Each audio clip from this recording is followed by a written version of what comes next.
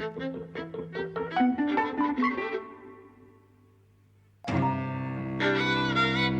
and welcome to Eavesdropping at the Movies. I'm Mike. And I'm José. And not today. We've just seen Mission Impossible: The Final Reckoning. I saw this yesterday. You saw it last week. I did. This is theoretically the last Mission Impossible film. So a couple of years ago, when they were in the middle of making it, it was in between this and Dead Reckoning Part 1, as it was called, which was... I think they kind of slightly screwed up the title. Should have been Dead Reckoning Part 1 and Dead Reckoning Part 2, but it was Dead Reckoning Part 1 and then The Final Reckoning. But these are two films that are a story together. And a couple of years ago, in the interim, they were saying it's not necessarily the end. And now Tom Cruise, I think, specifically has said that we're not going to be making more Mission Impossibles. So that I don't believe. So first of all, I hope it's the end for him, because I think he's too old in this movie. It's the first time I've ever thought that about Tom Cruise. You know, we're the same age, and I've always kind of measured my inferiority in relation to him. Yeah, so you were the same age and kind of more or less the same height, and you know he always looks so fantastic, and you know, kind of I don't. But this is the first time where I thought he doesn't look so fantastic. He looks his age. He looks his age with lots of, you know, plumbing stuff in the face. Are you talking just about his face or his body as well? No, I think his body... I thought his body looked actually quite good in this. I think his body looks like a 62-year-old man's body that is quite fit, yeah. Yeah. But you could see, you know, how he's widened out. The skin tone is not the same. No. Yeah. You know, he's got a fit body, but it's no longer the fit body of an object of desire. No, I'm with you. But he's not got that thing of like Sylvester Stallone has got of a destroyed body through steroids and over fitness and all that kind of stuff. I think he, in that respect, you know, I mean, I'm maybe comparing him to someone who's really ruined his body, but I thought he looked quite good. I know, yeah, so he's not in the freak show category, though he's heading there. Because I think the face is beginning to seem like he's had so many, you know, injections that it does have a wide, unnatural kind of look. So just to finish the point, I think it's a series that will continue, right? Because it's so franchisable. It's like it's now got a kind of Bond formula to it. You know, not the Bond formula, but a kind of. It's similar. always been kind of the American answer to Bond. Yeah, in a way. So it would be foolish for them to throw away this magnificent, hugely enjoyable tentpole. I mean, someone else can take over, you know, and do it the way that they have done with Bond, really, or the way that now the Keanu Reeves, the John Wick films have just done, with you know, putting a woman at the heart of it. So I think the franchise is transferable. But I hope it transfer without him, without Cruise. Yeah, and the film is definitely playing as a kind of send-off to Cruise. I mean, so I've watched all of the other Mission Impossibles in order this week. Wow. The only one I hadn't seen before was the third one, which I was really thrilled to have seen. And actually, it was quite useful to have seen it because of the films that are being particularly reconfigured and brought into this one and called back to. That is one of the main ones. That one and the first one are called back to in quite big ways. We'll get into that. So I was thrilled to have seen that one at last, and I thought it was really good. And you know, I was thinking throughout the whole thing, the first one is just so great. And it's a masterpiece. So that's where they started. It was Tom Cruise's first film as a producer, and you know, I was thinking, watching all of them, I had such a good time watching them. I was thinking, you never ever once believe that he's Ethan Hunt. He's Tom Cruise. He's Tom Cruise the whole way. And I know that's like a film star thing that, you know, they bring themselves and they are themselves. But I'm not sure I've seen a film star ever be less of the character that they are. It's just him. It's the Tom Cruise experience. I did a cover story of the first Mission Impossible for Sight and Sound. And I described it as the merging of two corporations, the Mission Impossible franchise and the Tom Cruise brand. It really is like, and that gets to that, that, you know, he's a real star. He's the biggest star of my lifetime, really. I mean, I can't, no one else has Maybe been. Anyone's lifetime. I mean, Yeah, well, it's hard to tell because, film stardom used to be so different when people had nothing else to do but go to the movies. Sure, Right. in like the Clark Gable days, it's not quite the Exactly. same. So, I mean, for all, Yeah. Gary Cooper or John Wayne or Bing Crosby might have been bigger Yeah. for all I know. But in my lifetime, no one has maintained a starring career since I was a teenager to the present and, constantly being successful. I mean, you could list his flops that weren't so floppish anyway, in the fingers of one hand. All the rest have been blockbusters, really. So it's kind of a hugely impressive career, though with maybe not as good a share of great films as one would have liked from him. They're all good. They're all of a certain level. They're all kind of. I think of it as the type of 1940s films that were blockbusters in their day and are now, pretty much forgotten, even though they're very efficient kind of entertainments, really. What would you like? What of those stars? Kind of, what films would you compare them to? Is he like an Errol Flynn? No, Or- well, no. I was thinking more, for example, all those Clark Gable action films or the buddy films that he used to do with Spencer Tracy. I mean, kind of they were very well reviewed. They were huge box office successes. They're never revived anymore. Kind of, notions of entertainment and action and so on change, and that's kind of what those films were about. And they're no longer entertaining in the same way. And I would expect a lot of Tom Cruise's filmography to be that way. Either, prestige films like Born on the 4th of July, or A Few Good Men, theatrical adaptations, or the one that he did with Dustin Hoffman, where Rain Man. Rain Man, right? Like, they were all prestige films, kind of hugely successful. I'm not at all tempted to watch them again, really. Some of them are better than that, like Interview with the Vampire, I think is better than that. I absolutely adore all the Mission Impossible films. I think the first one is really like a masterpiece. I am one of those doubters of the Kubrick film, Eyes Wide Shut. Eyes Wide Shut. I think it's overpraised. But, that does have a kind of a fandom. He did romantic comedies that were very successful. I noticed that there's a huge Tom Cruise retrospective at the BFI, and they did the one... Jerry Maguire. Yeah, Jerry Maguire with Renée Zellweger. That's kind of been revived, and I really like that film as well. Though again, it's one of those films that was a zeitgeist film that people would quote the dialogue, right? But I'm not particularly tempted to revisit. But, maybe that's just me. Maybe other people are. Anyway, all of this to say that he is without question, the biggest star of my lifetime. I'm not sure about his films. I think he's a fine actor, but I also think he's not a great actor. It's a different thing being a great actor to being a great star. Yeah, exactly. And I think without a doubt he's a great star.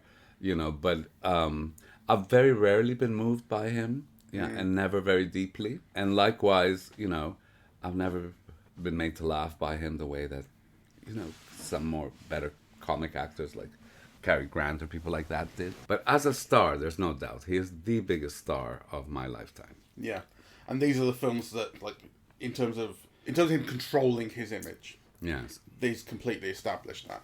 And I don't know to what extent he'd done a lot of action before this. He'd done Top Gun, before the first one I'm talking about. Yes. But I seem to have an image of, or an impression that it was seen as something people weren't sure about until it came out, the first Mission Impossible. Like, is he really an action guy? Is this going to be any good? And when the films started off, the first one was successful, then the second one was given to John Woo, and you kind of thought immediately they might have killed this because it was very, very different. Pure Hong Kong action, a lot of slow-mo, a lot of very silly stuff, doves flying everywhere. It was very John Woo. And you're thinking, like, they may have already killed this, but they persevered and found a formula that worked. And if he wasn't quite that before, he certainly transformed himself into a huge action star. Yeah. And he was always a fine actor. I mean, I don't want to I want to give him what I think is his due.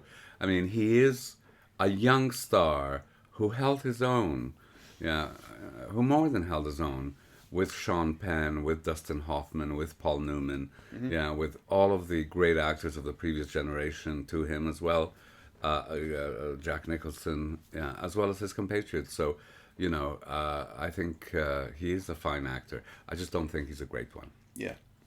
So watching the whole series, I was thinking particularly about kind of sex and sexuality, and I was thinking about humour. These kind of, you can track kind of how these things ebb and flow throughout the films, and sex kind of starts off having a presence in the films. I mean, if we think of them as that kind of version of Bond, sex is obviously a huge part of Bond films. The first two are very sexy. And they are very sexy. There's a huge amount of noir in them as well, which conveys, the first one certainly, which conveys that feeling. And the first one has the thing with the femme fatale character, who we don't realise at the time, but she turns out to be in league with the baddie. And Emmanuel Bell. Yeah. And it's her husband, the John Voight character, who dies. We think. Spoilers for a 30-year-old film. And so it's just the two of them left, and they're going to be disavowed. It all went wrong with things being pinned on them. And it's a scene that it's not a sex scene, but I think you see them. The implication is that they slept together, and it plays as a very quiet and off-screen Bond having sex with the Bond girl thing, and then at the end you realise, oh, she was seducing him, and in order to because she's a baddie now. The second film really played up sexuality. The introduction of I love Tandy Newton's character. That kind of with the flamenco dancing and the feet, and she's like Catwoman because she's a thief and she's stealing stuff in the dark, and she lies on top of him and her breasts are there, and it's all very sexy and he's flirting. And then they have a sex scene, like you see them in bed, right? You see them the morning after. You see them in bed, and then the films get pretty chaste from then on. Like that stuff just goes away. Yeah. So in the third one, he gets married. So having missed the third one, and they mention his marriage, and you kind of see the character in a couple of subsequent films, but it's like, oh, he was married, and people go, oh, he's married.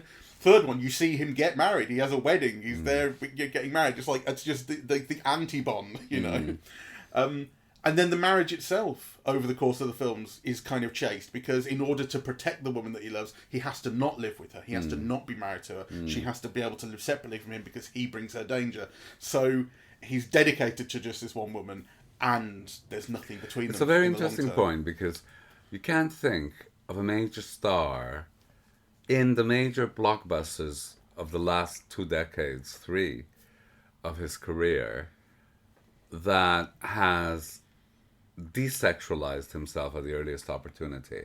And that might not be separated from all the gay rumors that swirl around him. Yeah. How so? Well, I mean, would you not want a beard type of, or not beard type, but like would you not want to be seen with women if that was his? Well, I think sometimes it's what people do as an honest choice. So kind of they don't divulge their sexuality, because no matter what people say, to divulge it is to, if not completely ruin your career, certainly put it on a completely different level. Yeah, kind of Rupert Everett and other people have spoken about that. But let's not forget also that time he was on Oprah, when he was starting to freak everybody out, and he jumped up on the sofa and shouted about how much he loved Katie Holmes. I know, and people kind of laughed at that, right? And it was revolting, and kind of So a part of this is maybe all part of the same discussion. Yeah, that kind of, to desexualize himself is to not invite questions of his sexuality. Is to kind of put them at bay, keep them at bay. Yeah. Right. So, I mean, he's always with women in these films. Yes. Yeah. And he's also always flirting with them, at least a little bit. Yeah. I mean, I think it does get tempered, but there's always a little something.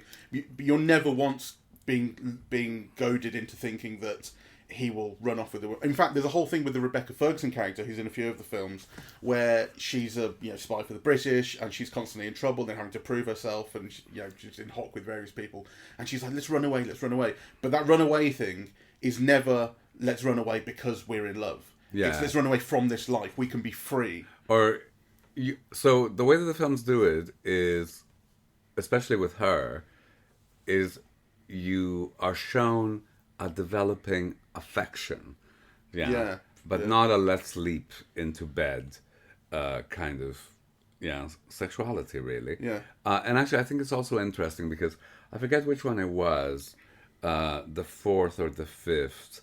The film begins with, I think there's this heist or something in the train station, and I think it's Budapest. And there's all these agents running around, and and then this beautiful, elegant blonde woman kills him, right? And this beautiful, elegant blonde woman is then the one who tries to sell the diamonds or the secrets for the diamonds in that Dubai glass tower. Yeah. Yeah. So that would be Ghost Protocol. That's the fourth one with Okay. Dubai. I don't actually remember that scene, even though I watched them all Okay. this Well, week. yeah. Give me a second. You'll have to edit. Léa Seydoux. Yes. Yeah. Yeah. No, so, yes. Léa Seydoux, who is, she's incredibly beautiful. She's one of the biggest stars of French cinema. Can you imagine any other series where you have a huge, beautiful star like Léa Seydoux and there's no romantic interaction between them at all? Mm-hmm. Yeah. So I thought that was interesting. Well, it is kind of interesting. It is interesting to have this thing of this chastity in as I said, as the films work out what their tone is going to be in the long term. One of them is that it's chastity, and he has friends, and he loves his friends, and he loves his team. Yes. But like when Rebecca Ferguson is going, let's run away, you can imagine the same thing coming from Simon Pegg. If Simon Pegg was given a story about how he was in league with various people and he had to get out of it, you can imagine him saying the same thing in the same way. Yeah. Almost, It doesn't have that romantic vibe with her. Yes. Which it would in some other way, or sexual vibe, very much. So we're talking before about the films being like, American equivalents of Bond films. But it is also, I think, fair to say that it developed into that, but that initially wasn't the case. And it might be the third, fourth film where that formula was set. Yeah, because the first one is... the other thing I'm noticing when I'm watching this, I'm going, he's always saving the world. He's always saving the world. And again, it's Bond. It's always saving the world. But the first one, he's not. Right? The first film is... he was there on a mission because there's this thing about an arms dealer and the knock list, which is this...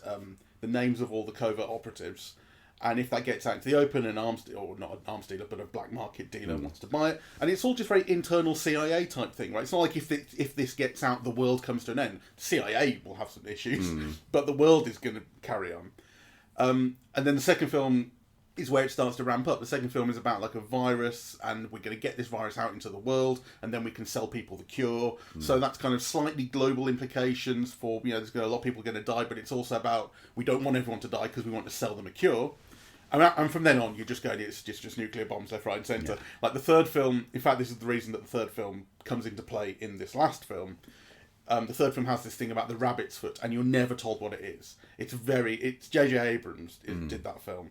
And he loves what he calls what did he call it? Mystery box. It's J.J. Abrams' mystery box, and it's a thing. I think I saw him do a TED talk. I think where he explained his mystery box, and it was to do with maybe a story that his dad told him or something. Anyway, it's the idea that it came across essentially as a MacGuffin type thing. Like you didn't need to know what the mystery was, but you needed a mystery that activated the whole story. The mystery was the most important thing. Yeah. Finding out what something was not so important. Which is why Lost. I never watched all of Lost. I only watched the first episode. But for what I understand of Lost, people thought, this really went off the rails because they were just like starting making shit up left, right, and centre, and it felt, and people had a very low opinion of the mystery box because of that, because of the addiction to mystery as opposed to explanation.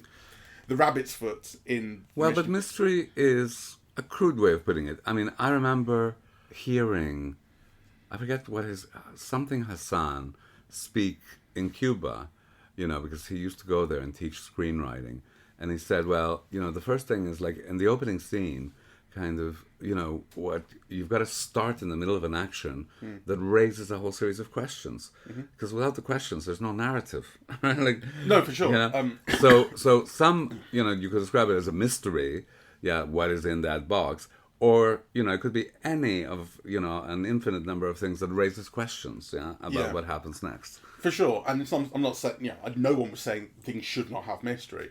But I think the criticism that kind of came, or it became kind of a meme with J.J. Abrams, that things would never be explained. Like mystery is interesting, but we want something to be explained eventually. Yes. And he seemed reluctant to get to that second part. So the thing with, I mean, it's not very serious in Mission Impossible 3, because all it is it's a MacGuffin taken to the nth degree. Because in the later films, it's, you know, plutonium warheads. And plutonium warheads can blow up the world, fine. But it could be anything, really, that has world-ending consequences. In Mission Impossible 3, we're just not given much to go on. We're told it's this thing called the Rabbit's Foot, and we occasionally see it's some kind of red vial with, like, a sticker on it that suggests it's hazardous. And no one ever says what it actually is. And it's true, even in that film, it does feel a little bit disappointing that I just want, you know, I want you to at least tell me what it is. Even if it's nonsense, because it's always nonsense. But they don't. But that's what gives them the opportunity to use that in this film, because they go, that thing from Mission Impossible 3 that we never explained, it turns out it was the entity all along. But the films have never been satisfying in those ways. So I think it's interesting, because I went to see Mrs. Warren's Profession yesterday. And it's a play of ideas, and it's about prostitution and capitalism, and it has themes and so on, right?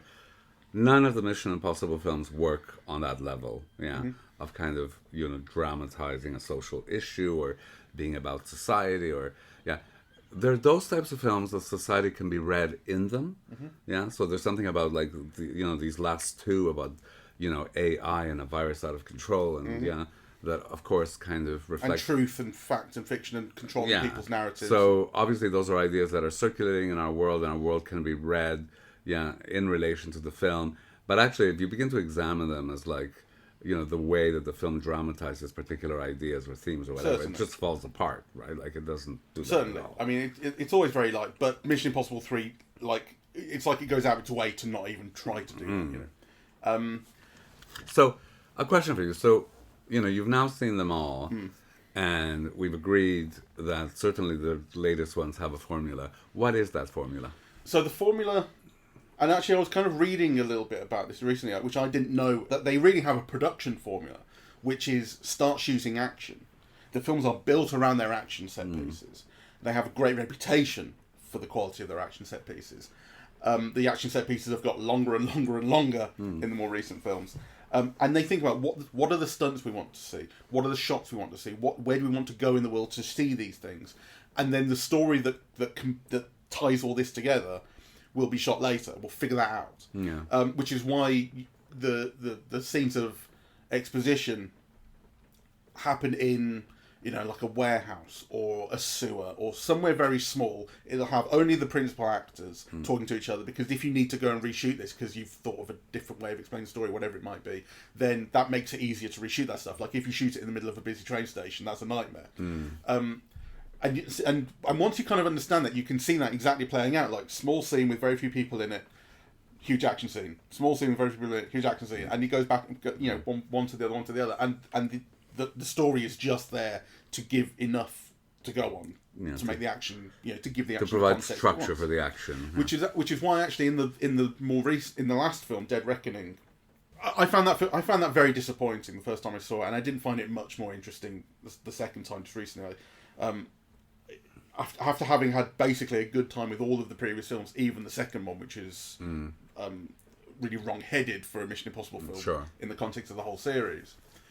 The seventh one, I found, oh god, this is really a slog. This is as much of a slog as I thought it was the first time, and the action isn't interesting me as much, and it is very slow. I love the airport sequence. Sorry? I love the airport sequence. The airport one. Where he's at the airport, but the face recognition is taken over by... Sorry, yes, the early on, when they're trying to steal the key, and that's when we meet Hayley Atwell, and they've also got a bomb going off. I mean, I that's the opening action scene of the film, and I remember... being extremely annoyed with that right from the start, because they were trying to tell you we've got a nuclear bomb about to go off and trying to raise the stakes, and you're going, well, it's the start of the film, you're in an airport, of course this thing isn't going to go off, and then it turns out that it's not even a bomb, and it was just there as a test and a joke, and you know, the AI was learning about the people doing it and stuff, so you know, they tried to have that payoff, but in the moment the tension's supposed to be raising. I'm going, no, I don't believe this. I couldn't possibly believe this. Put this at the end of the film, maybe we'll talk. You know? I didn't care about believing it. I just thought, you know, the way that it was working with audience expectations of how things would go, the whole thing of the pickpocketing, you know, the faking of the facial recognition. I mean, I loved it. Yeah, it wasn't working for me. And I remember being particularly annoyed with the chase to get on the train. It was annoying to me for two reasons. One of them is that the central stunt, which the whole thing was being sold on, which was Tom Cruise jumping off a cliff on a motorcycle and base jumping and then having to just free fall to earth and parachute eventually. I found it a very, very disappointing stunt, and I did on second viewing as well. I thought the reason I thought you're selling the reality, because what they were doing was they were showing not just trailers, but they were showing whole behind the scenes featurettes before other films. I saw the stunts before I saw the film because it was all over the talk show. Exactly, they were selling it in a big way, and they had all these shots of Christopher McQuarrie, the director, holding his head in his hands, going, "Oh my God, I think we've killed Tom Cruise." And I thought, the reason that you're having to sell this like this is because the stunt itself, when it's on film, it's actually not that impressive to look at. It's not that interesting.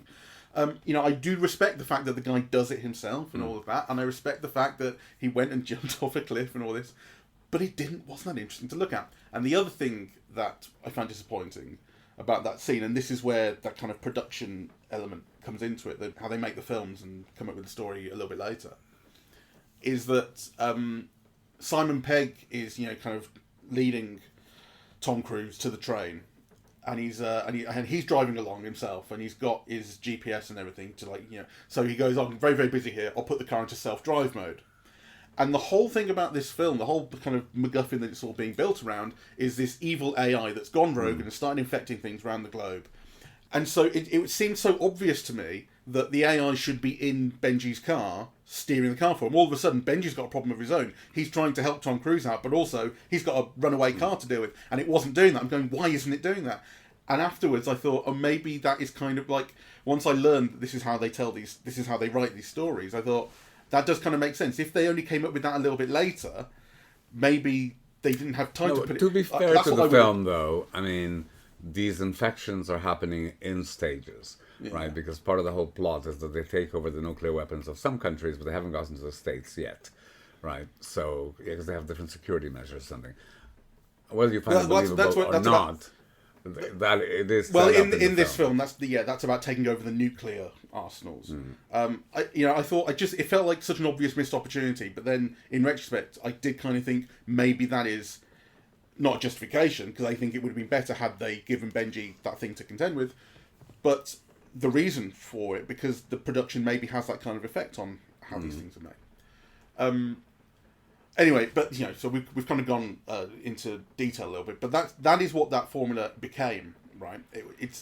I suppose you could always have said that again about the Bond films. You could always have said the formula was dialogue, action. Like, you could boil it down to something that simple. But it really does. The thing about Bond is you still associate Bond, like you wouldn't ever boil down Bond to just that, because you go, well, you're missing the sex, and you're missing the style, and you're missing the corny jokes, and you're missing where he's introduced to all his gadgets. Like, these are all parts of the formula as well. Whereas it feels like with Mission Impossible, it feels so pared down in some ways. Like, it really does feel justifiable to say dialogue action. Like, it's so kind of clarified. The other one of the other things I was noticing when I was watching it was how clean the look of the films became. Started off pretty clean with Brian De Palma. Then John Woo funked it all up, and he gave it loads of smoke and style and verve and slow-mo. And the third film, J.J. Abrams, set a lot in the dark. It was pretty grimy, a lot of shaky cam, huge amount of lens flare. And then Ghost Protocol was Brad Bird, who had done The Incredibles.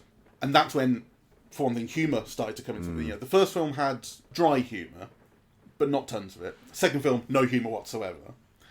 Pure action and trying to say this guy's the biggest badass in the world. Third film, jokes started to come into it, and that's when you got Simon Pegg involved, and the humour started to become goofy. And then the fourth film, runs with it, and from then on, you had this combination of humour, and you also had Tom Cruise becoming integrated into it, because in the first few films, I was watching them. I was thinking about Jackie Chan. How Jackie Chan does action.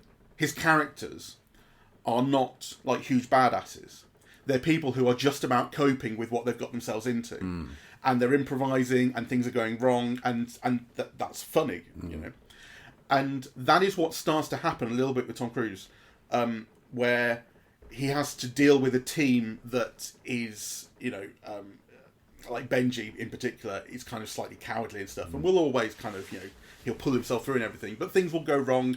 Benji will say, "Oh, I don't know if I'm up for this," whatever it might be, and Tom Cruise has a comedic role to play in that, where he is kind of having to deal with things going wrong, and you do see it on his face. He gets laughs from it, laughs that he means to get.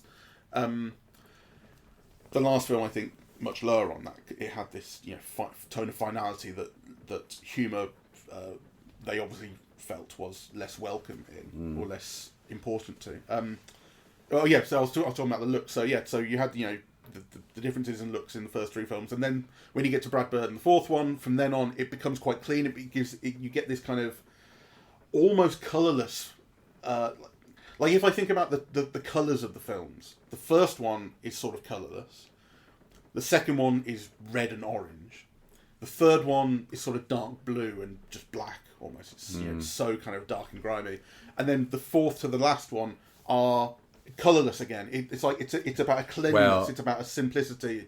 It's Brian De Palma colourlessness. I'm not saying that in a pejorative way. I knew you. No, but so it's not. Okay. I'm not just objecting to it because I think it's pejorative. Okay. I just think it's kind of inaccurate, because when I think of that film, I actually do think of the colours. I mean, I think of the scene where Kristen Scott Thomas gets killed, and I think of her red lipstick in the blue night, or you think of the Langley sequence and it's all white, as a kind of a backdrop to his outfit, right? So I think I'm thinking of it as a kind of clarity. I mean, because you're absolutely right. These films are full of, and these more recent ones are full of colour. Think of the submarine sequence. I think of the recent ones, I think of them as grey, as working within variations of grey. And that submarine sequence in the last film stood out because of the way that it was lit, because of the way that the yellow, underwater, of his mask and the red face. and blue lights. Yeah. So, but I do think of the others, and I love them, But if you think if you're shooting in that tower in Abu Dhabi, right, and all you can remember is grey, it's a problem because of course it must all be yellow. Yeah, yellow sand, the yellows of the skies. sand. You've got the blue of the building, of the windows, and that's what you really remember. But it's like the feels colours. Grey. It's the colours. It's the way that they don't really make an impression, because what the film is actually aiming for visually is clarity. Things look incredibly like J.J. Abrams was mucking up the image, right? He wanted lens flares everywhere. That's another kind of meme about him. He also did that in his Star Trek reboot. Just lens flares felt so intrusive to the image, but he really wanted to kind of to dirty up the image. And there is lens flare in the rest of them. I'm not saying it goes away, but the other films are aiming for clarity of image, which I think it does speak to that thing of like they feel like films where you can boil them down to that form, and you can boil them down to that image, you can boil them down to the ideas. I mean, I think the most impressive things for me about the last one were the stunts and the way that it looked. Yeah. So we should talk about the last one specifically then, because we've been talking about the series as a whole. So the last one they're finishing off, they're bringing back, we're getting into spoiler territory if we haven't by now, we're half an hour into the podcast. They're bringing back old characters, so Kittredge from the first film already showed up in the previous film to this, Dead Reckoning, and he's part of the story here. Also William Donlow, who was the poor old guy in the first film. I love that. Who had not a line of dialogue. He was the guy who was sat in the windowless room where they did the key central heist, dropped down to the computer, and then because he was in charge when that happened, he was sent to Alaska. And it's funny, when I was watching the films back, there's a thing where Kittredge says to someone, I want him sent to Alaska. Mm-hmm. I want him manning a desk in Alaska by the end of the day. And I'm going, okay, so that's where we're going to meet him in the 8th one, and we do pretty much. I did sort of think in this last one, again, like a missed opportunity for humour, because they really took that out of this film. When Tom Cruise finally meets him eye to eye, he's become part of the team and he's helping. I kind of wanted more comedy awkwardness in that. But actually they play it really straight and kind of quite heartfelt, and he says, how can I wish I could say sorry for what I did to you. And he goes, you don't need to say sorry. You gave me a life. I met my wife here. I would have been stuck in that room for 30 years. Come on. The thing that I really despise about the latest film is the sentimentality. The films had never been sentimental before, right? He's a professional. He's doing his job. He's great at his job, whatever. But my God, I think there's so much really cheap sentimentality, and that's an example. I thought the ending was unbearable in that respect. It kind of just embarrassed me, really. Interesting, because my expectations of this film were lowered definitely by the last one, which I didn't enjoy very much, and by having seen you post on Facebook about having seen it and not having liked it very much and said one or two things. And, we've said many, many times before on the podcast that low expectations are the key to happiness, because I ended up having a very good time with this. Oh, I had a good time. That is different. Sure.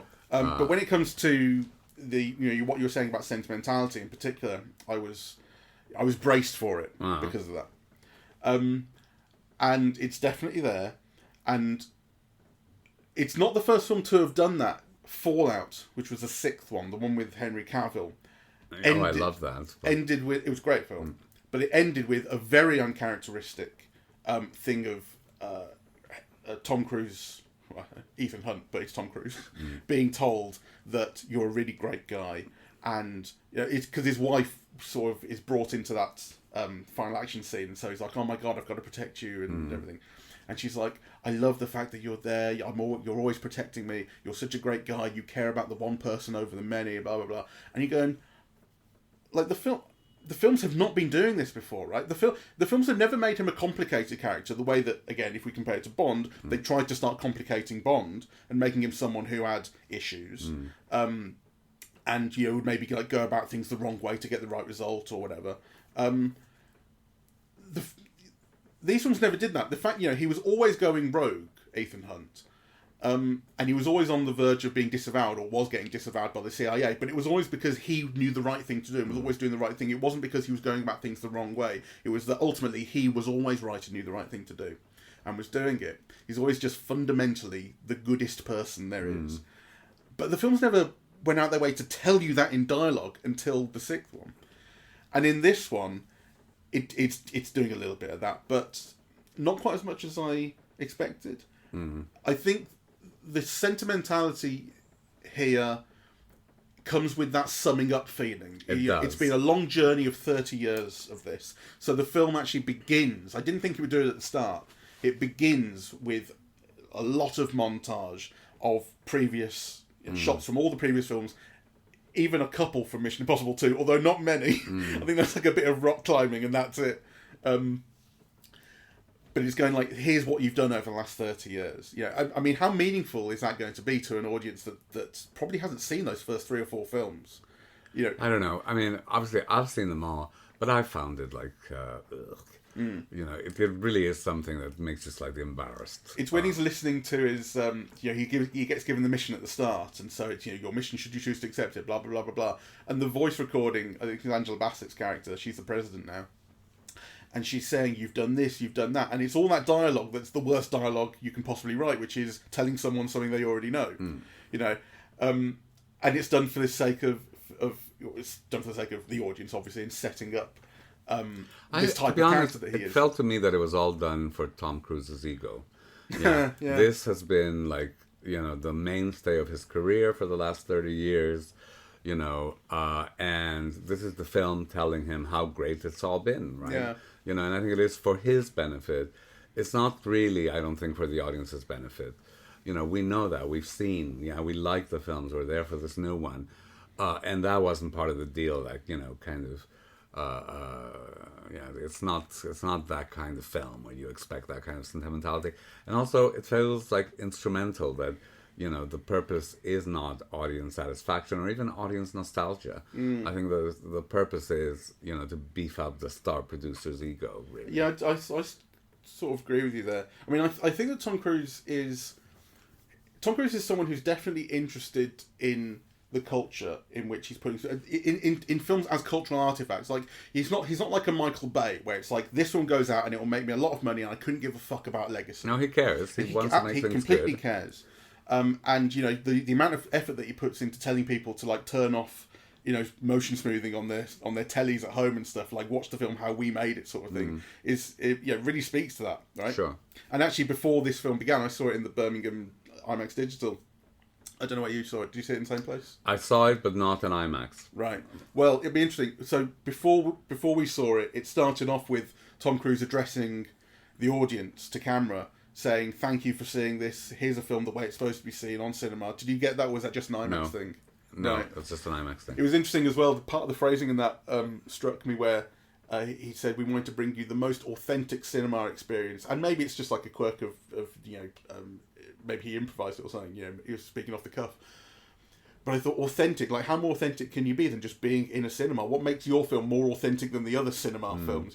But that word authentic, like, really kind of rattled you. Yeah. No, it really conveys, I think, an idea of what he wants to get across with. Like, he really cares about the cinema experience, right? So when you're saying, it's just for him, it's just a thing. I think he does kind of think. It does come across to me as like, I think this is for the audience. The audience has been with me on this journey. I think it feels honest, but it's... Look, it could be an egomaniacal way of putting that, but I do think, I didn't feel addressed by that. I didn't feel I needed what felt like a 40-hour montage of how great Tom Cruise and how great these films are, to kind of convey that. And it kind of, I didn't like it. And in fact, I liked relatively little about the movies. So, on the one hand, it's hard for me to have a bad time at these films because I love the action and I love the humor and, I love the way that it's filmed, and it has those spectacular sequences. For me, really, it was in the submarine sequence, I thought was phenomenal. And the airplane sequence at the end was just phenomenal. Those are going to be the two that get talked about, and I think they are extraordinary. I mean, particularly the plane, because he's still fucking doing this at his age. And you can see his skin flapping. I mean, these are the films that Tom Cruise, I think, became known as the guy who does his own stunts with. Yeah. I think that really started with Mission Impossible 2 when you saw him rock climbing. So when they say doing their own stunts, I'm always a bit suspicious. I mean, they put him 2 minutes, on the side of a plane, and that's still pretty. They put the stuntman in. Like, I mean, I know he has a stuntman. He does have a stuntman, but he's still team. Yeah, but still, you can see it's him when he's doing these things, and that's important, right? So, I have this whole thing about audience believability. So one of my problems with Marvel films recently is that you think it's all CGI. If so-and-so falls off the building, who cares, right? It's like a cartoon or something. Whereas actually there is something about, however little of his stunts Tom Cruise might do, it's sufficient for me to feel that there's something at stake in the action. Yeah. Yeah, that at least you get the impression it's a human being doing that action rather than some pixels moving around the screen in a different, absolutely. And you do feel it here. The thing about the submarine is interesting, actually, because it's again, watching all the films in a row, you're noticing various things. And one thing I was noticing is how each film, apart from the second and maybe the third, I don't remember the third quite so well, will have sequences that go into silence. So the first film very famously had the high sequence, which is in Rafifi, pure silence. And sound is a very important thing because sound is one of the triggers that will get them caught. Yes. I can't remember specifically. I should have made notes. I can't remember specifically what those action scenes were in the subsequent films, but silence was very important. One of them, was it Ghost Protocol? Was right at the start, where it's Simon Pegg and Tom Cruise together infiltrating the Kremlin. And in order to do that, they have to work their way down a hallway, and they've got this big digital screen up that's hiding them. And again, it's very important that they do this in silence because otherwise the guy will hear them. And that also is where some of that comedy comes in, because you've got Simon Pegg's big face in it. If no one's seen this, you should look it up on YouTube. It's one of the best laughs in the whole series. So all the films will go to that well. Silence is a very important thing. It really surprised me. I just hadn't thought to associate it with the rest of the films. That wasn't one of the things that stood out for me, but it did when I was rewatching them all together. They will all go back to that. Okay, this sequence, silence is important. Silence will either be important because the characters have to remain silent in the examples I've just given, or it will just be that playing things silently. By silence, you mean without dialogue, because without a lot of dialogue and without music. So it's not necessarily that you must concentrate on the sounds, that they're very important, but the films are very good at raising tension and kind of intensity of feeling without using music to generate all of that. Like I think Tom Cruise being underwater in the thing where he nearly drowns in the big circular thing, I think that did the same thing, right? So sound isn't very important there. He's on his own. He can make as much noise as he wants. But when the sound drops out, your heart stops with it. You know, they're very good at that. And the submarine is happening here. But it's also slightly different here because in this whole film, Tom Cruise is basically on his own. He's pretty much isolated from his team the whole time, which is not something that you see in the rest of the time. He's always with his team. They're always working out plans together. But here he's like, I've got to go off by myself. It was when I realised that he was just on his own, despite being in kind of vague contact with his team. That's when I thought, oh, there's a real possibility that he dies. That they've sent him off to die, and that like it's sort of. Like a dying animal goes out to die on its own. It had that feeling of like we sent. Yes, I thought he would die as well. Yeah, they're certainly set it up that way, asking you to think that's a possibility, and the idea that he would be dying alone, self-sacrificing, doing only what only he can, that sort of thing, was an interesting way to set it up. Would have made for a better film if they killed him off. It would have made for an even more saccharine ending. Well, not necessarily, because at least the saccharine would have been earned. You have all that attempt at garnering emotion over nothing. Yeah. Right? Anyway, that's interesting about... I never think of those sequences as silent. I do think of them with no dialogue and with more or less music. But one of the things that you just made me think of is that... the De Palma film is wonderful at suspense, in a way that the most recent films aren't. And it's an interesting discussion because the wonderful thing about the action in these more recent films is that they get you involved in it, right? He needs to step there in order to climb there, and then his foot will slip, So, you're always involved with, kind of the action. And a lot of humor revolves around misreading it or fooling you, but that it's not suspense in the same way that drop of sweat, in the Langley sequence. That's suspense out of the smallest thing. Yeah. And where there's suspense in these films, I think it does qualify as suspense, is through the biggest things. It's the timer counting down to the bomb going off. Right. Fundamentally, that's the way that these latter films work, is the timer's counting down, and if we fail, then everybody dies, and music ramps up in those sequences. Yeah, but see, I think I'm not sure if it qualifies as suspense. I think it keeps you interested, without a question. It keeps you involved, right? But you don't feel like your blood pressure rising. I think you do. To be fair, I mean, it's a personal response, isn't it? But even watching them again and knowing how it all went, and you always know that they're always going to bloody. Yeah, you always know that it's going to be okay. I did feel my heart pumping. I did, Okay. So like it, they do still work in that way, and I do think it qualifies as suspense. It's a very heightened, exaggerated, excitable form of suspense. It's not quiet and slow and the things that Brian De Palma was doing. It's working in a completely different register, but it's the same effect is being had. I think fundamentally. Yeah. Well, I mean, I agree that it was on a different register. And I have doubts about whether it achieves the same effect. I don't think it does. It doesn't feel that way to me, but that's just a personal experience, really. They've really tried to do something quite as what's the word? Sort of small, essentially, as the Brian De Palma heist scene. That's so sophisticated. Just closed in. Not small, sophisticated, and complex, and clean. Well, that's not. That's. I mean, it is all of those things, but that's not what I was trying to convey. It's like it's the stakes are small. Well, but the feeling nonetheless is very rich. Anyway, the other thing that I wanted to comment on, which struck me as unusual, but it may not be, this time around, was I thought that the film had some beautiful imagery.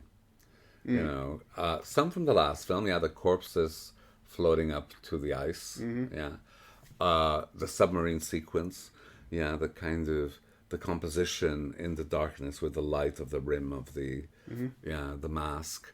there were kind of certain images that really stayed with you in a way that, aside from the De Palma film, yeah, I remember, and I love so many of the action sequences, but do you remember shots? Exactly. I mean, in the second one, the one you described, the helicopter shot on the canyon, the shots of him in the canyon, and also the shot of him, and it's partially because it's so silly, but it's the shot of him walking past the flaming door when the dove flies through. Yeah. Because we've seen pigeons before then. You go, where did the dove come from? It came from John Woo's head. Yes. But it is kind of iconic, despite the fact it also has no relation to what the rest of the films are going to look like. Yeah. But you're right. What you remember is stunts and the way the stunts looked. The concept of the stunt, so him climbing that tower. Burj Dubai. Yeah. So that's a great kind of concept. But the image itself is, I mean, it's memorable because there's a person on the tower. But the image itself, the composition or the light, that's not memorable. Yeah, I agree with you. I completely agree with you. I think that's what goes to that feeling of what we want to show here is we want to show things very cleanly and very clearly, but there is less obvious interest in showing you things beautifully for maximum effect, which they could. I mean, so everything we're saying about this last film, I think, with that submarine sequence in particular that you described, which is all about creating visual effects. I mean, it's creating kind of tension and sort of, it has a storytelling effect, but it's visual effect hugely, visual impact. But the other big scene that we've mentioned, which is the plane stunt stuff, it's not going to be, I remember that particular shot because I can't remember any of the shots already. It was the feeling of knowing that this guy was doing this, the idea of it. I mean, it's also, here's something that I we were talking about the MacGuffins and how they're essentially just the simplest things. It's just the world blows up if we get this wrong, and that's never bothered me. But in these last two films, it did bother me because it's this thing about this AI that went rogue when it was sent to a Russian submarine, and it had the Russian submarine attack itself, and then it got out, and now it's infecting the world's computers, and it's going to take over the world. And we can save the world if we get to the submarine, because that's where the source code is, and if we can hack the source code with what Luther's created, then we can upload it to the internet, and then get rid of the AI. And it's just so silly because it's like treating it like a vampire, right? Like if we can get to the head vampire and kill it, the other vampires die. It's just not how software works, right? I don't know if I don't know if you were at all familiar with why that's silly, but it is just silly. It's very stupid, and it shouldn't bother you, right? It's just a movie, and it's just the thing that makes the movie work. But it reminded me of years ago, like 25 years ago. I was watching The World Is Not Enough. I think it was World Is Not Enough, with the one with Robert Carlyle. It was on telly, and I was watching it, and my dad was there, and Robert Carlyle's character is the villain, and he's got this bullet that's burrowing into his head very slowly, and the film gives you 3D imagery of this, and it says he's got 2 weeks to go, and he'll get more and more evil when it happens, all that kind of stuff. And my dad looked at it and went, twaddle. And that really made me laugh, because obviously everything in a James Bond film is twaddle. You can say that about anything. You can say about all the gadgets, you can say about all of going to space, and the invisible car, and whatever. You can say twaddle, twaddle, twaddle. But there was something about saying that was twaddle. Because it's like, not all twaddle is equal. No. Right? That's more twaddle than the some things you're willing to go with the film, and some things you're not. So, with all the Mission Impossible, you could go, plutonium we're going to get plutonium and kill twaddle. But, no, this thing about the AI is more twaddle, and it's kind of insulting me slightly by trying to get this past me. And I found it really annoying. And this film is it starts retelling that story. It starts off and I'm going, oh God, are we really trying to still buy into this? But it did actually win me over. I thought, I've just got to let this go, to enjoy this film. And I did. It didn't bother me at all. And actually, the effect that it has is very effective, because you do start buying into, okay, Tom Cruise has to get to this submarine to save the world. He has to get this thing plugged into the hard drive to save the world while he's falling to Earth. So even though I know that it's silly, it's twaddle, it's particular stupid twaddle, I've got, actually, this really, really worked for me, right? I'm sorry that you had to set up a very stupid thing, but the effect is really going. Yes. It surprised me because, some of the images, I mean, on a certain level, you go, wow, they capture that, right? So I don't want to minimize that aspect either. But if you think of it in a poetic way, rather than just capturing, an image that must have cost a lot of effort and time and money to produce, I thought that in '62, for example, when, the women are going with the dogs onto the ice, you know, I mean, that could have had such an impact, those images, right? Because they're in the middle of nowhere. Imagine just a helicopter shot. Exactly. It could have been so beautiful, right? And, it is just like a pretty image of the women on the dogs, right? Like, so that's why I think the submarine sequences kind of had such an impact on me, because, they were surprisingly kind of beautiful. When I think of the series, except for the first two films, what I think of are these incredible action sequences. So, and I won't remember which films they're from, but, when they're getting out of the Russian prison, or the scene of the Vienna Orchestra, the fight scenes in the toilets with, what's his name, the British Henry actor? Cavill. Henry Cavill. I mean, those are all spectacular. Yeah, the climbing the tower in Abu Dhabi, or I mean, those are all kind of spectacular, and you remember them quite vividly, right? Like, for sure. So and I think they must be some of the best action sequences of the last 30 years, really. Yeah.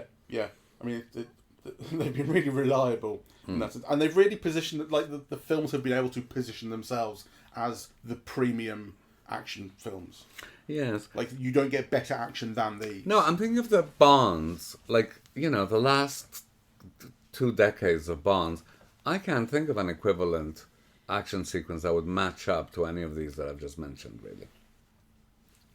No. I mean, visually, I remember the fight in a kind of disused tower in what seemed to be like Hong Kong or somewhere, because it was dark in the building, and it was light outside, and it was all in silhouette, and it was a fight scene with sniper rifles, and that was directed by Sam Mendes, so that would have been Skyfall or one of them. I can't remember which film that was, but that's a memorable. It had a memorable look, but I think that's the closest Bond has come in more recent. There's memory. one where he's in an African country, and a shootout begins, and he's got to climb this pole, and the fight continues in these poles.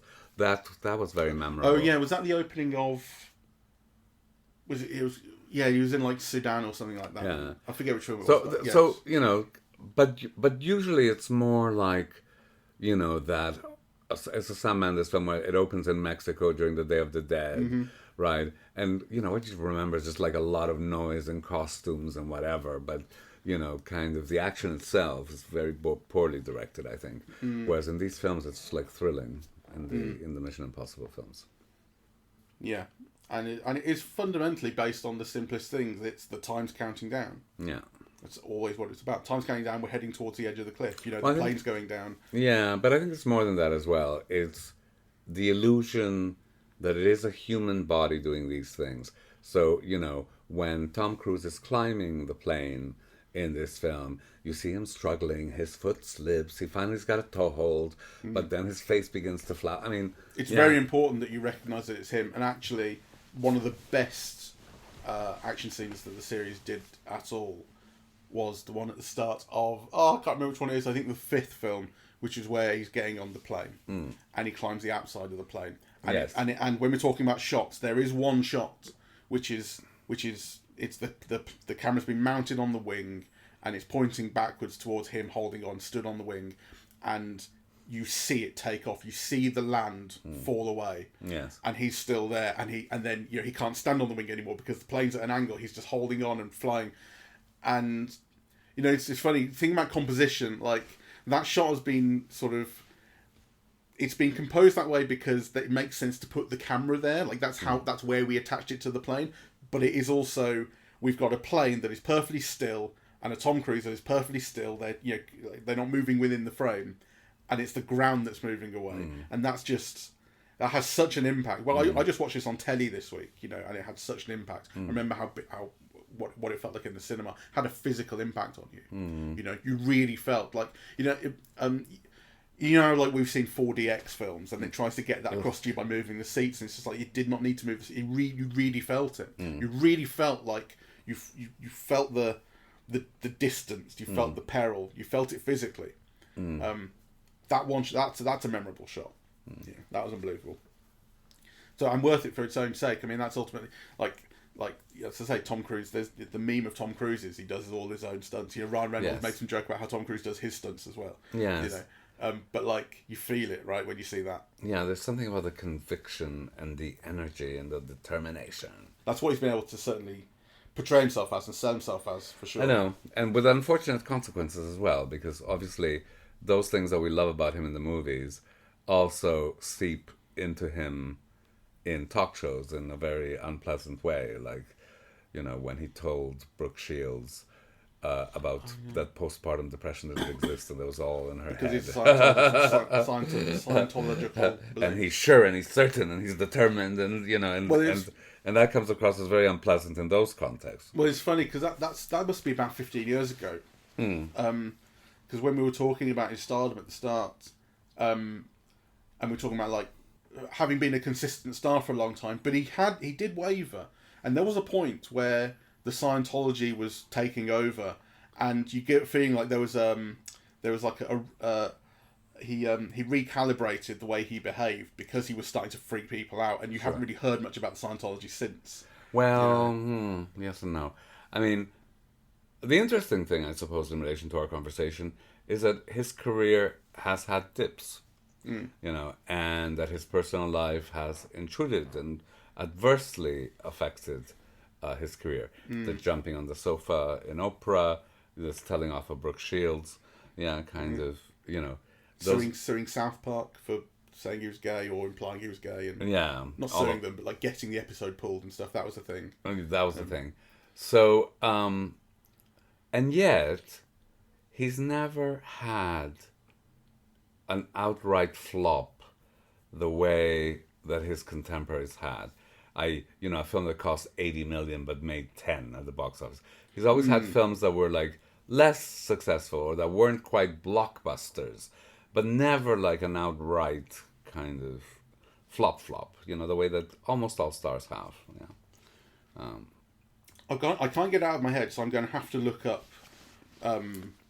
Night and Day, because I need to see how much money. I think it made about 68 or something like that in the US, and probably another double that internationally. It seemed to do all right. It cost 117 and took 262. That's a hit. By anybody's standards. Because I mean that's 2010, and that's exactly the period I'm thinking of, which is the kind of, you know, is he still a star? That's when people think that's when it felt that way. Yeah. You know. Well, I mean, I think there's no question about that, really. He never really stopped being one. Yeah. Because that's and always in A films, you know. I mean, he's obviously taken little experiments, right? I think the one film that might have been a complete outright flop, though he got praised for it, was the supporting role that he had in that rock musical. Rock of Ages, was it? Rock of Ages, something like that, yeah. Yeah, see, even The Mummy, which I never saw, and people said it was crap, made $400 million. Yeah, which is hardly a flop by anyone's standards, really. You look at his filmography, and it's just hit after hit, really.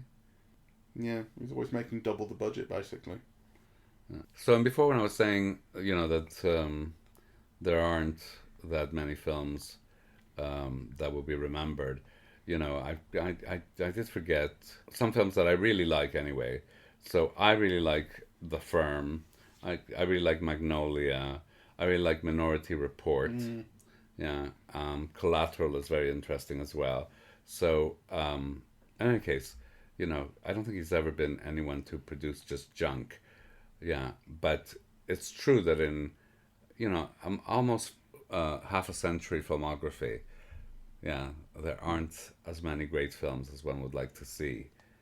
No, I mean, when you were talking just now about not having had a flop or nothing really approaching a flop, but the question of the stardom kind of wavering, Yes. and the personal life intruding into that, I was thinking about Leonardo DiCaprio as a counterpoint, because we've talked about him before as having hit after hit after hit, and a huge variety of films as well. You know, like Tom Cruise is very closely associated, I think, with the action stuff. Yeah. You know, we're talking about Minority Report and Jack Reacher as well. These are action titles. Leonardo DiCaprio has many more films in his filmography that I think will last and will be remembered than. But the other thing with Leonardo DiCaprio is personal life essentially stays out of things. Certainly doesn't intrude the way Tom Cruise's has. No. People talk about, you know, he dates people being into 18-year-old girls. Yeah, he dates girls, then they turn 25, and then he finds another one. Yeah. You talk about that, but it's all quiet on the Leonardo DiCaprio front, really. Yeah, I think he's got so many interesting films, really, Leonardo DiCaprio, and he's taken so many more chances as an actor. Right? Can you imagine Romeo and Juliet, doing Shakespeare? And all those indie films, and Spielberg and Scorsese and Inception and Tarantino, and he's worked with. Well, the thing to me that shows just how the power of Leonardo DiCaprio is The Great Gatsby. Yeah, we're going to do The Great Gatsby in 3D in IMAX screens, and we're going to make $350 million with it. Like, come on, who does that? It's great. Anyway, we should wrap up now. Yeah, we should. So, the conclusion is Leonardo DiCaprio is a great star. That's what we're saying. And a great actor. Whereas Tom Cruise is just a great star. Yeah, but it's a great series. We'll have to see, if they find some way to continue it. They will find a way of continuing it. The films make so much money and continue to make so much money that it's hard to imagine them not doing that in some way. Yes. But if we've seen the last Tom Cruise one, I think that's a fine thing. Yeah. I stand by what I said about the film. I think for me it's the weakest in the series, perhaps with the exception of the John Woo, though I loved John Woo. Right. And that said, I had a brilliant time. It's got 2 astonishing action sequences in it, that are just like pure cinema. They're brilliant. And it's a hugely entertaining film, so I would recommend people see it. Yeah. And I hope there's many more to come without Tom Cruise. It's got all of that, and if only had a little bit more humour, I would have been a little bit more happy. I think it does sacrifice 1 or 2 things that became real parts of the formula that we were talking about. It does sacrifice 1 or 2 things in order to give it this finality feel. But I was entertained the whole way through. It completely gripped me. Much more than I was expecting it to, because I thought, oh god, I'm kind of done with these now, and it's 3 hours long, and Jesus, it's going to fucking slow. And I saw it with a couple of people who, they did find bits of it slow, so it's a very personal response. It's but it really worked for me, and I thought it was a good way to finish off at least Tom Cruise's part in the series. Yes. All right. Well, thank you all very much for listening. We're eavesdropping at the movies, and we are on Apple Podcasts, Audible, Spotify, SoundCloud, YouTube, and YouTube Music. On social media, we're on Facebook and Twitter at Eavesdrop Movies, and Blue Sky, eavesdropping.bsky.social, and the website is eavesdroppingatthemovies.com. Thank you very much for listening. Bye-bye.